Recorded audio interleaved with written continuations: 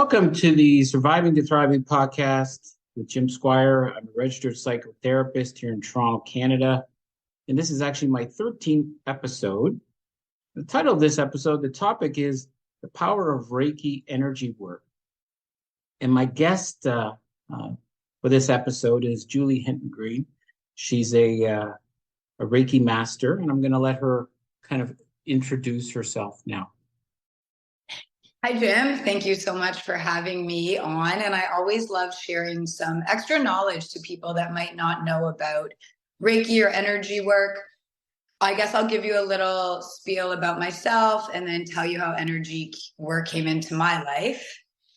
So basically in 2010, I was struggling with my own eating disorder, which so many women and men today are working through.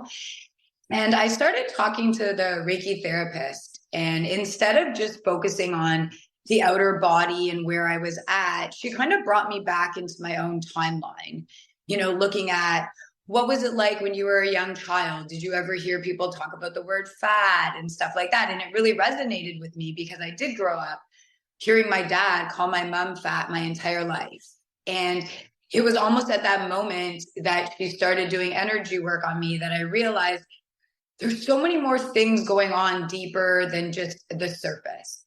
And that really intrigued me about energy work. And from that, I just kept diving in to use energy work to deal with certain topics that had flared up in my life along the way.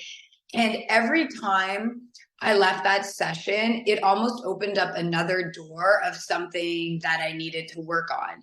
And because I'm so motivated about being my best self, my strongest self, my most confident self, energy work has helped me really allow that being to come alive. So should I talk about like the history of Reiki or what Sure, you're thinking? that would be great. Actually, maybe one of the things I should say or just talk about quickly before you do the history is this is not something I've done on the podcast before, but the reason I've had guests on before, but I've not had someone. So for people that obviously don't know, I work with, I've come to see you, and that's why I've decided to do the podcast on Reiki, because back in, I think, early February, I came to see you because I was grieving the loss of my mother. And I was very moved by, and moved, not necessarily the right word, but it really made a big difference for me. And after that, I've been seeing you regularly, and it's been very helpful for me. And I think I didn't know anything really about Reiki before I came to see you. And so this is the first time I've actually had, where I'm sharing that this has had a positive benefit on in my life. And actually, the last time, it was interesting, the last time I saw you, it was last week, when I left. And normally, most people know I do a lot of mindfulness, and I'm often very, I'm not unaccustomed to being very grounded and very calm and very relaxed. It's not something but I drove home and I almost felt like I was just observing the whole world, but not really in the world. And I mean that not in the sense that I was not present, but I wasn't being affected by the world. And people were cutting me off and beeping at me, and there was, normal things happening. And I just felt completely detached, much more so than I normally would, which was, and I just thought I would share that. So certainly I've always noticed a dramatic change in myself once I've left the session.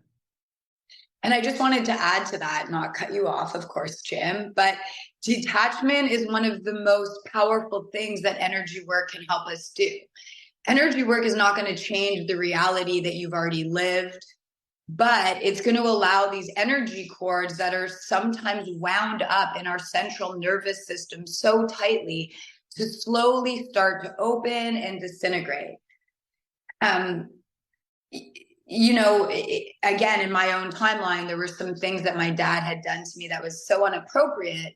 And I can't go back and change what happened to me with my dad, but I can realize that by healing myself and understanding myself and clearing myself, that I can be a stronger, healthier being and not be so attached to those heavier emotions.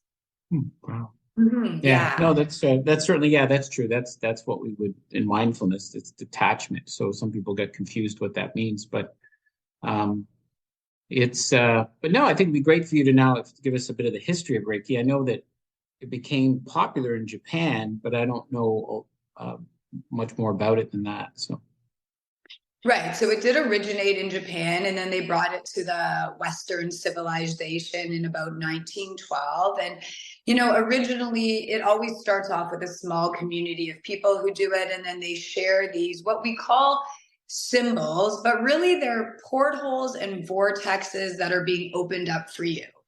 So a Reiki master will be in tune with these symbols, and you usually do them through either the palm of your hands or you can do them with your eyes. And after you create this symbol, you then chant the word 3 times, and it basically activates it and opens it up. And once this current of energy is flowing for your client, it really allows them the opportunity to soften into it, to breathe, and to take the opportunity to attach. And I think, like anything, we've talked about this, the more you practice something, the more you feel it. And even for me, when I started off as a Reiki master in 2018, and I learned all these symbols and portholes, I thought, okay, I got to open them all up over each chakra. And it was almost like overkill. It was like I was doing too much. And mhm. then one of my masters said, Julie, these symbols are so powerful that once you open this up in a session, the energy is there, it is flowing. So sometimes doing less is more, and it really gives your client the opportunity to just be with the energies. Wow. Okay.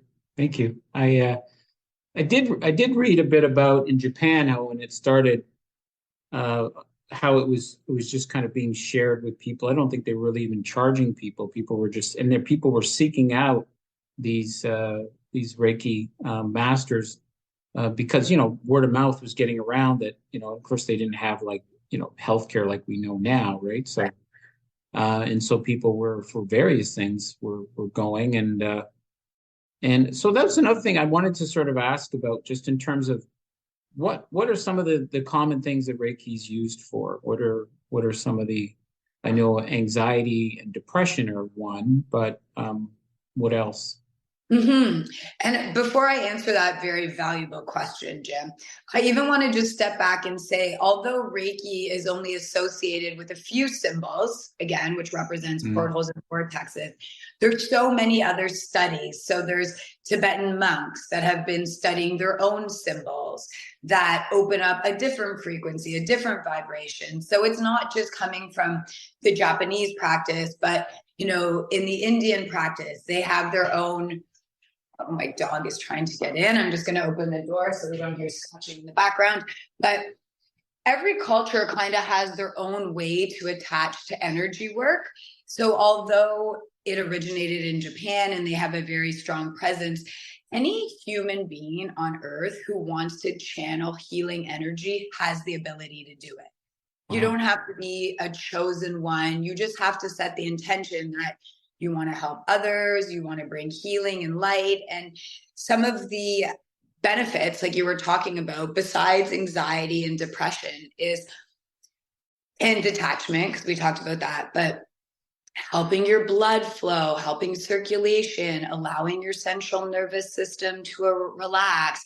You can increase your eyesight and your hearing just by being open to frequencies coming into the body and clearing away these non-visible blockages. So with energy work, before it was almost like hearsay, but now there's been so many scientific experiments that have shown how vibrations and frequencies can be measured, whether they're bouncing off the body or being absorbed to the body. So if any of your patients who are listening are a little bit skeptical, you can go onto YouTube and you can Google science behind energy work, and you can actually watch these professional men and women break it down for you. Mm, And I kind of wish everybody could just be open to trying something once or twice. That being said, I do really stress to my own clients that You have to make a bit of a commitment. And I think that's something that could resonate with you, Jim, because you're a psychotherapist and somebody comes for one session and you're just kind of scratching the surface of how deep you can go. Also, when you came for your first session with us, I remembered saying that every session you do is going to be different depending Mhm. on the energies around us, whether it's a full moon cycle, whether you come at nighttime or right in the morning, whether it's a windy, rainy day. And do you agree that every session is really a different experience for you? Yeah, that's a good point. Yeah, I do. In the beginning, I think I was more, in the first few sessions, I was more aware of that. And now I don't really think about it. I just kind of, just the session just unfolds as it does. But there are some sessions where I notice, like last week, where I would notice like more than others. I mean, certainly the first session, it was very dramatic for me. I'd been grieving and I don't think fully aware of how much I was grieving. And I felt a huge shift, a release of that. So, and that's sort of one of my challenges and a lot of people are like this. I have so much that's in front of me that I need to do that I do kind of stuff things, barrel ahead, focus on what's in front of me. And in this case, I was carrying a lot of grief around that I wasn't really processing or paying attention to. And just because, for the most part, sometimes I think most people are like this. You have so much to do. You have children, you have things going on, work. You don't have sometimes, as people always tell me, time for that. So that was very incredibly helpful for me, and it started me sort of looking at just different types of healing in other ways because of that. But I would certainly say every session is different, and I would certainly say that coming once, which would, for some people, like for me, was quite profound. I think most treatments of sorts, you would go multiple times to really get the benefit. So, And I guess just speaking about the benefits, there's something else that I forgot to share. You have two kids. I also have two kids, a 9-year-old and 11-year-old. And doing energy work on myself, doing the practices that you do, whether it's the meditation or the yoga or just being conscious, opening up the third eye and living in awareness, has 100% made me a better mother. I am so much calmer. I am grounded. I am focused and I am patient. I think wow. anybody, yeah, I think anybody who has kids realize that being a patient, calm parent will obviously make your child not be riddled with anxiety and fear. And I also feel like our kids are always testing the boundaries. They're always testing how much can they get from us, how much can they push us, and you being so planted, like physically with your feet on the earth, but also so energetically grounded that no matter what's going on around you, you can be that presence that they need to look up Mm, to. Because okay. we know today in society, through the schools, whether it's like bullying or just people not feeling that they fit in, and the kids who are on social media are really striving to fulfill this image that is fake, right? These images are being altered and kids don't know that. So they already feel less than, they already feel a little bit worse about themselves. So if we can make our home this happy, positive, all-encompassing place, then you are doing energy work for yourself, but you're also doing it so that your kids can live their best life. Yeah. Wow. Yeah. That's certainly important because most people are not. I mean, I tell people all the time, most people are not present with their kids, Mm-hmm. and a good portion of people that come to see me are coming to see me because they are reacting in ways rather than responding, and they don't like how they are. They don't like how they're, because they're reacting through stress, and that they don't like how they're speaking to their child, etc. I mean, I dropped my daughter off yesterday, and there was construction, so I had to drop her off at a different place, and I kind of just said, "You need to get out now." And then she got out of the car, and then I was like, "Oh my gosh, that was so abrupt." So I ended up like texting her and telling her I was sorry and I love her and stuff. And so that's, I mean, we're all going to make mistakes, right? But some people that are very stressed would be like, they're just not right in that place to sort of acknowledge, I could have done that better. I could have done that differently, and step back from it. So I would think that at times, probably one of the most common things that people come to see me about is this kind of not having control of their emotions, right? So I would think that something like Reiki for sure would be beneficial, and creating that space, allowing, as you were saying, that this ability to observe and to see, but not always react to things, or to as I sometimes say with mindfulness, respond in a way of your choosings, which is certainly very important with children. And you obviously know this more than anybody, Jim. Our communication that we do as adults, most of us picked it up from our parents. Most of us, as young children, as young teenagers, watched our parents communicate. And by automatic default, that became the way that we communicated. And that Mm. was something that I really worked on for myself, because although I loved both my parents, they didn't have a good relationship. They didn't know how to communicate. One person yelled, the other person cried. And, at a young age, I realized, wow, I don't want to be the person crying. Maybe I'd rather be the person yelling.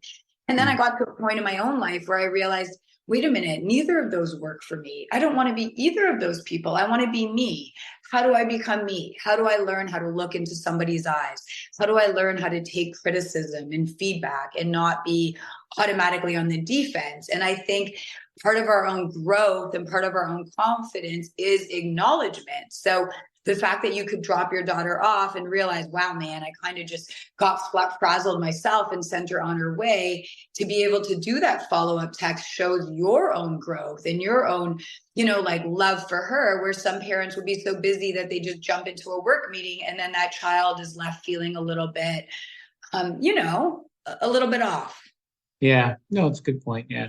And when she saw me later, I met her afterwards and she gave me a big hug, so which was nice. So, and that's what we see all the time with relationships is if you repair things, typically people move past it. It's when things aren't repaired, when they're left, that they create problems. Sometimes I'll talk to couples who've had a big fight and they've repaired it. And then when I ask them about the details, they don't remember some of the details because they repaired it. If they don't repair it, they'll be very clear about exactly what he or she said and what happened. So, but Mm-hmm. well, I so sorry, go ahead. No, I was definitely going to say, though, that I notice myself, as much as I love going into work and doing energy work on my clients in my office, and as well going to the drug rehabilitation center and working with addicts who need some extra motivation and focus to clear their habits, their crutches, their triggers. I do a lot of energy work on my kids at night. My son's in competitive hockey, competitive baseball. My daughter's in competitive dance. And before they go to bed at night, I 100% open up the symbols, on the palm of their hands so that they can master their craft. And I hold on to their ankles and breathe with them and talk about tapping into whatever spiritual energy that they want to tap into to give them the focus and motivation that they need the next day. So Mhm. sometimes as parents, when we're so busy, we don't realize that our kids are holding a lot of stress within their central nervous system to succeed, not Mhm. only in school, but in their sports, but also to impress us, to get that validation. We know as adults, we love to be validated, whether by our spouses or our friends or at work. We love validation. So we have to make sure that we're validating our kids all the time. Yeah, that's a good point. Yeah, because they are hardwired for praise from us, right? So, Hmm. one of touching on some of the things you said, one of the most powerful phrase or statements that I often reflect on is and I think this is so true, is that the way we speak to our children becomes their inner voice when they're an adult. So the inner critic, and for most people, which is extremely harsh for a lot of people and challenging, is often just one of their parents speaking to them in a sense. So it's very important. I know sometimes parents get overwhelmed with the stress of getting all this right, but that's all the reason why things like we're talking about Reiki and that is really important to help us be our best, as you're saying, as our best self. So And it, just to add to that, when I had spoken the beginning of our show saying that in 2010, dealing with my own struggles of an eating disorder is what brought me into Reiki energy, I realized that as I grow into this healthy woman, I have these two young kids that are feeding off my energy, and they're watching me. They're watching what I eat. They're watching if I sit down at the dinner table.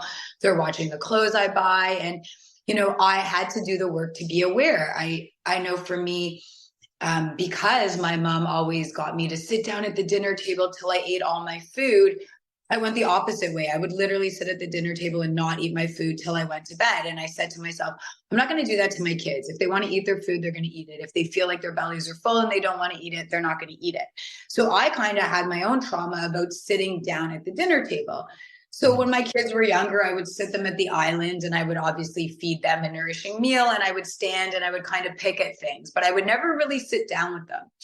And when my daughter was young, maybe like 4 or 5, we were reading a book at night and she said, Mom, aren't you hungry? You didn't eat dinner. And it was like right there, I had a trigger. Oh my God, I don't want my daughter to think that I don't eat. What kind of example am I setting for this young girl? So I needed to be more mindful to actually sit down at the dinner table and allow them to see me eat. I don't think if I was doing energy work, and I don't think if I was becoming so aware, that would have even phased me. It might have went right over my head. So there's so many things that energy work bring to light that we have no idea we even need to work on until we kind of start doing the work. No, great points. So what other things um, can we let people know about that's important in terms of Reiki? Like you have a practice in Toronto, Avenue Road in 401 area, and they can certainly come and see you. But and also the other thing too, I just really almost forgot, was you also do Reiki distance work. Yeah, that was something that COVID had kind of brought to light. I had always only worked out of my office. And then during COVID, I realized, why don't I offer my clients that already exist, as well as new clients, this opportunity to do distance sessions? And because when you're doing energy work, the energy is not coming from me. I'm just a clear channel that's channeling in the client's spirit guides or angels or light masters or whatever we want to call them. So energy really does transfer through distance. And I think the other thing about energy work is, I'm sure every person approaches it differently, but I love to combine it with some movement in the beginning. You know this, Jim, too, because we do this, but doing some easy movement where you're opening up the shoulders, you're dropping the head back, you're opening up the hips. These are areas in the physical body that sometimes we keep so clenched in. The central nervous system is so drawn in that it's harder for the body to open and to feel this flow of energy. So I personally always combine some movement in the beginning of the session. I also so strongly believe in breath work. I think that people should be doing breath work at some point of their day always.